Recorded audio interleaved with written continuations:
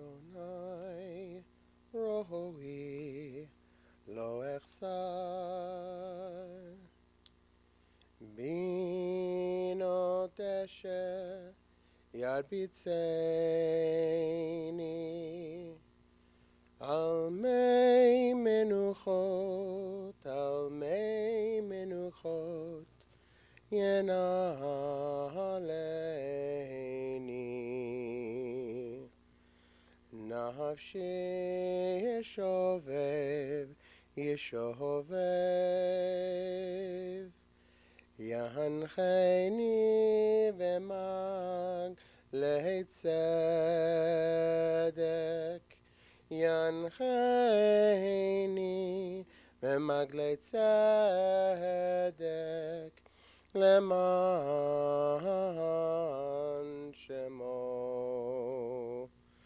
Gam ki elech Megetz al Mahavet Lo irara ki ata imadi Shivtecha umishantecha Hema yena chamuhuni Taroch lefanai shulchan Taroch lefanai shulchan Neged zorerai Dishanta v'shemen roshi kosi revaya Achtov v'chesed yirdefuhuni kol yemei chayai Veshavti beveit Adonai leorech yamim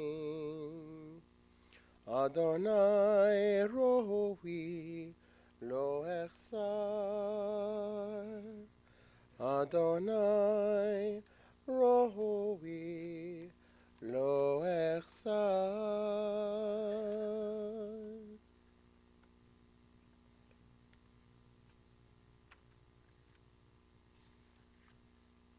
A Psalm of David. The Lord is my shepherd, I shall not want. God makes me to lie down in green pastures, leads me beside the still waters, restores my soul.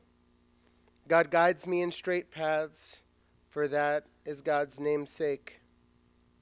Yea, though I walk through the valley of the shadow of death, I will fear no evil, for you are with me. Your rod and your staff comfort me. You prepare a table before me in the presence of my enemies. You've anointed my head with oil. My cup runs over. Surely goodness and mercy shall follow me all the days of my life, and I shall dwell in the house of God forever. That is our blessing for the neshama, for the soul of Esther Lewis, Esther Bat Yitzchak David, that she enjoy an eternity reunited with her beloved husband, an eternity of rest and peace. Eshet chayil mi yimsa v'rachok mipninim michra. What a precious find is an Eshet chayil, a woman of valor. Her worth is far beyond rubies. Her husband puts his confidence in her and lacks no good thing. She is good to him, never bad, all the days of her life. She opens her hand to the needy and extends her hand to the poor. She is clothed with strength and splendor. She looks to the future cheerfully, opens her mouth with wisdom. Her tongue is guided by kindness. She oversees the activities of her household and never eats the bread of idleness. Her children come forward to bless her. Her husband praises her and says, "Many women have done superbly, but you surpass them all. Charm is deceitful and beauty vain, but a God-revering woman is much to be praised. Extol her for the fruit of her hand. Wherever people gather, her deeds speak her praise." Simply by our gathering today, our joining together to share memories, to share support, to offer comfort, Esther is praised.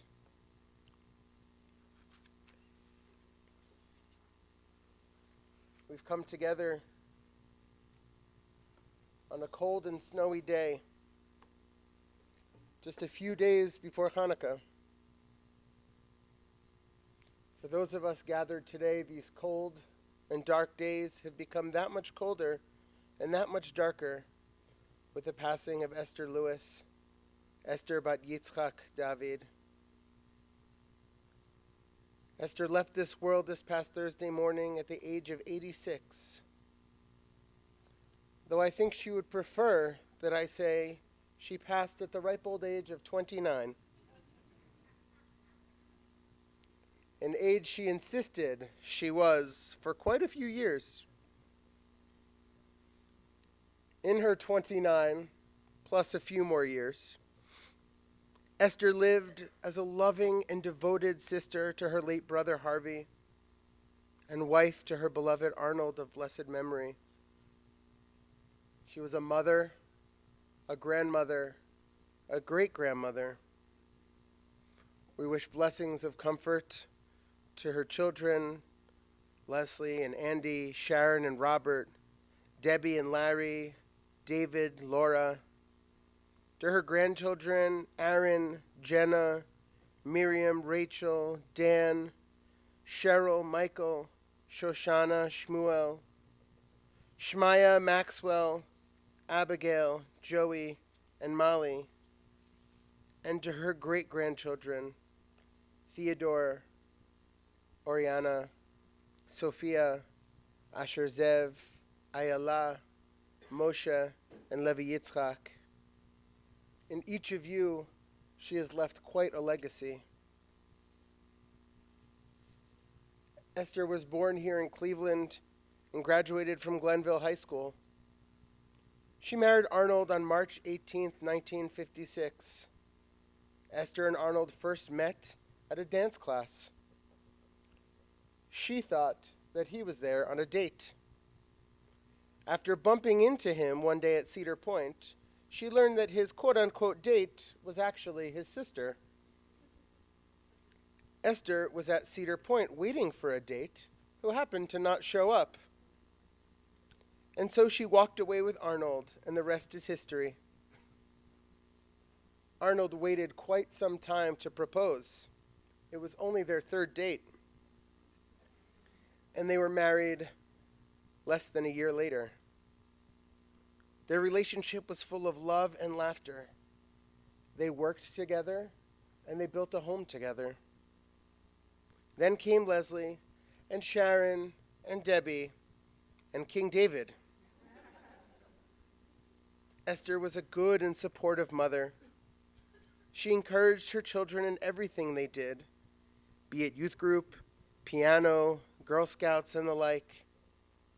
She was strict enough to make her children do chores, but lenient enough to give in and to let the kids finally have a dog. In fact, July 11th became known as Surrender Day in the Lewis household. Esther told the kids it was going to be a dog or me. Leslie went to go pack her mom's suitcase, and Esther finally caved. Esther volunteered with B'nai B'rith and entertained a lot. She would always bake. She'd cut off those rough edges and put them in cups for the kids to have. To this day, most of the Lewis children prefer the edges of cakes and brownies.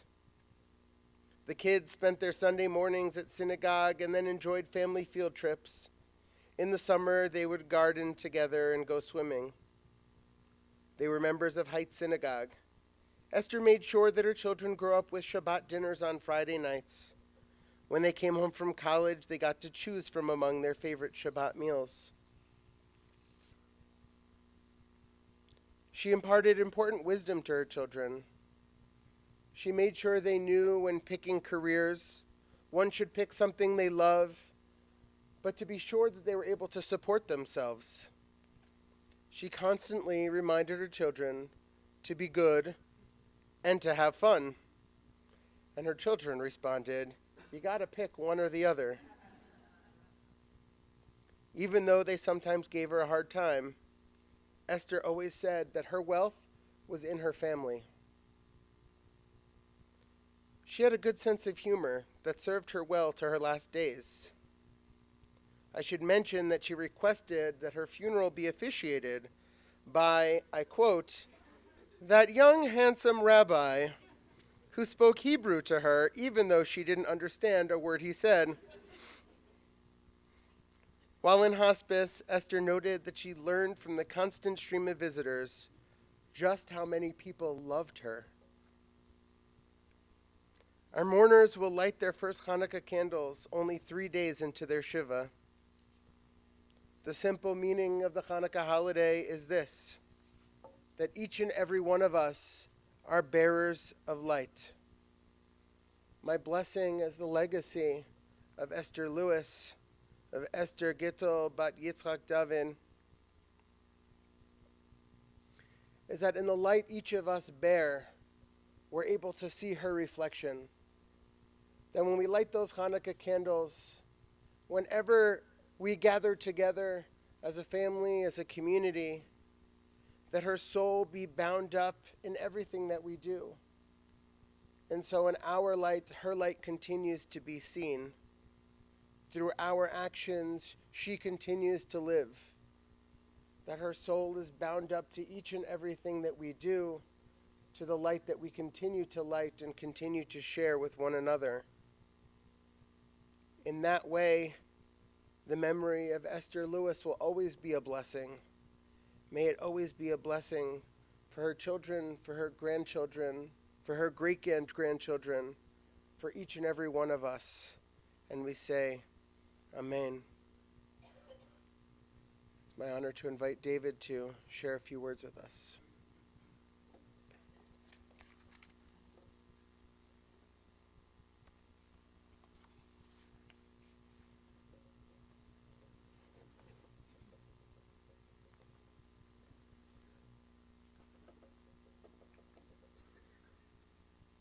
Hi.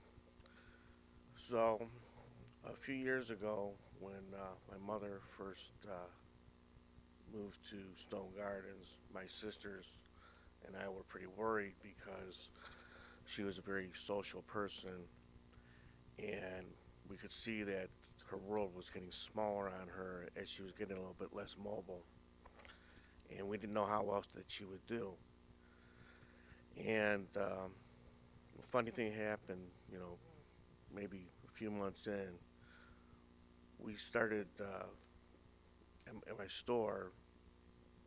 My sister and I started getting customer referrals from people that my mom had met at Stone Gardens, and the first one was kind of interesting. I thought she was a little different, but after the fourth or fifth customer, I saw this pattern, and the people, they were actually excited to meet me and to meet Debbie because they knew my mom, and they would always tell me a little story how my mom had given them some kind of advice that was really important and then would solve the problem. The first time, I just thought the person was different, but you just, when they kept coming, after a while, I started thinking it's like, maybe I was missing out, and I should spend more time with my mother because I thought it was so remarkable that, because really they had to go out of their way to come all the way to the store and tell me these things, and so then I started to think about, over 30 years ago already, when I first started in business, I would have people ask me the same kind of questions that really I didn't like them asking me, but I was kind of bound to be polite to them because they were potential customers. And they would keep on asking me because I was young at the time, and the business was going okay, and they would keep on asking me the same kind of questions they would ask me. So, what made you know that you could open this business, and how did you know what to do, and how did you get from point A to point B? And they were always pretty persistent. They acted like I had some kind of secret that they wanted to find out, that if I answered them this question, that they could do whatever they wanted. But I couldn't answer them the question because they wouldn't have understood the answer. And they wouldn't have understood the answer because they didn't know my mother. And the answer was that when I was a kid, my mother, she would make sure that she would sit down and talk to me every day, whether I wanted to or not, or whether I had some better plans or not, And, a lot of times it was just, I would say she probably gives pretty good advice. She gives good consultation advice. But there was always a core of information that she felt was very important that I understood, and I would call this information indoctrinated advice, because she would always come back to it, and she would tell me that her first concept was that every human being on earth has a value, and everybody has a purpose. And that's how she would always lead in, and she would always say, everybody's got to find a place in the world, and you have strengths and you have weaknesses. And she would go over what my strengths were and what my weaknesses were, and she would say, you have to use your strengths and you have to mitigate your weaknesses. And she would explain to me that you're going to get knocked down in life, and that's the way things are, and you better pick yourself up, because bad things happen to you, not from me, but just if you don't pick yourself back up, just life becomes bad on you. And that those kind of advice, was different than her consultative advice, but I would say she was right nonetheless. And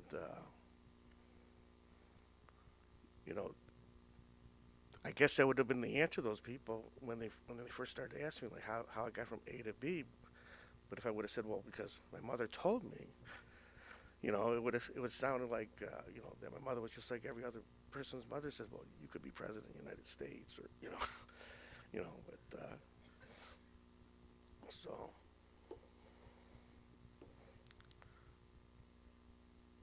No, that's about what I had to say. But thank you.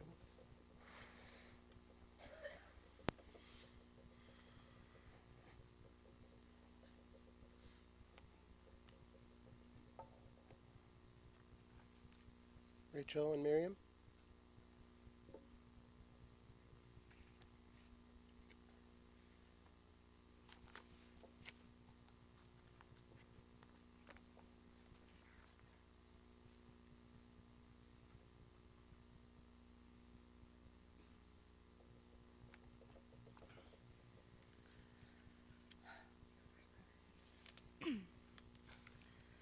We had a wonderful grandmother, one who never really grew old.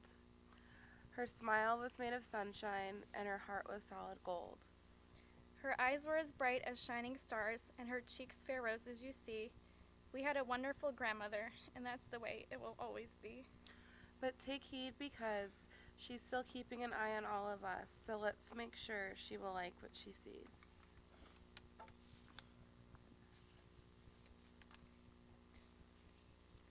What can you say to someone who has always been one of the most essential parts of your world? Someone who took you by the hand when you were little and helped to show you the way. What do you say to someone who stood by to help you grow, providing love, strength, and support so you could become the person you are today? What can you say to let her know that she's the best there is and that you hope you've inherited some of her wisdom and her strength? What words do you say if you ever got the chance? Maybe you just say, I love you, Grandma, and hope she understands.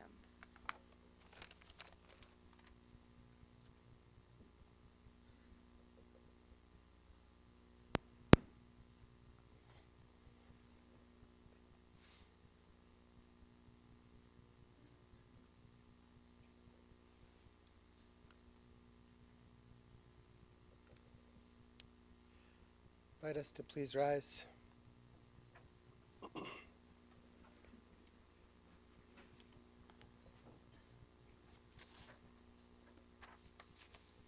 recite this prayer, the El Malei Rachamim. We ask God to have mercy and compassion and to rain blessing upon the soul of Esther Gittel bat Yitzchak David.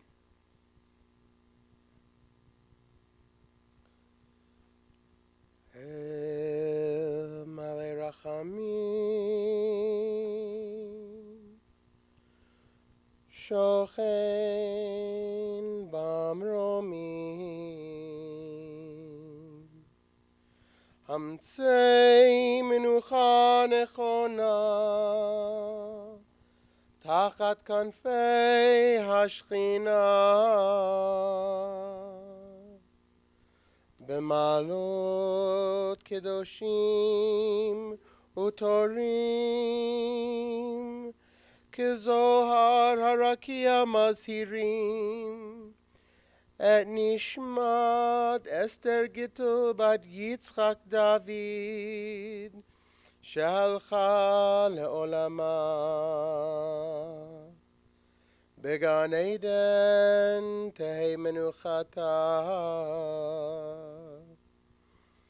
Ana balarachamim Hastireha beseiter knafecha leolamim Utzror bitzror achaim et nishmata Adonai hu nachlata ותנוח בשלום על משכבה ונאמר אמן. El Malei Rachamim, exalted, compassionate God, grant infinite rest in your sheltering presence among the holy and pure to the soul of Esther Lewis, who has gone to her eternal home. Merciful One, we ask that our loved one find perfect peace in your eternal embrace. May her soul be bound up in the bond of life. May she rest in peace. And we say, Amen. May be seated.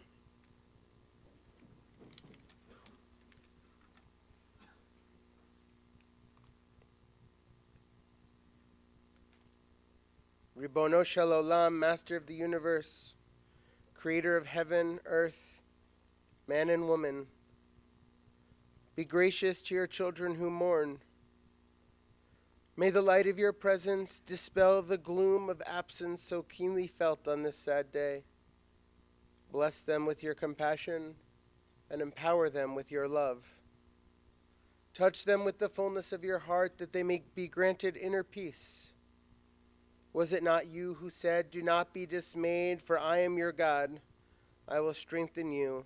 I will help you. I will sustain you with my power." As we remember the blessings in Esther's life, we ask you, Eternal One, to remember your promise. And let us say, Amen. The interment now will be at Zion Memorial Park. I want to let everyone know that family will receive friends at the residence of Laura and David Lewis. That's 23671 Letchworth Road in Beechwood. This afternoon following the interment until 8 p.m. Monday and Tuesday from 2 to 5 p.m. and 7 to 9 p.m. with Mariv services at 7:30 p.m. on Sunday, Monday, and Tuesday.